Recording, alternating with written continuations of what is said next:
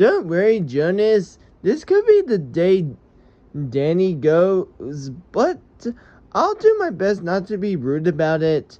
Plus, I don't want to lose you or George. Wait, Jonas. When was the last time you...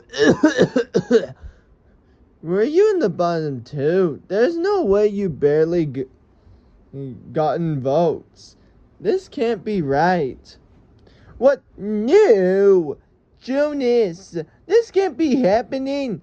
I thought you would stay in the game more.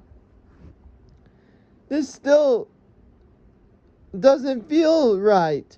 Even after the original Team Dooney Conrad reunion. Wait, Chef Pee-Pee, what are you doing? I see. Either way, Jonas, I promise I'll do everything I can. George, Harvey, and I will win this for you. Oh, hey, Dooney. I'm still a little upset about the elimination. At least we're on the same team for this challenge, but we're still gonna score in a few goals. Oh no, we might be screwed.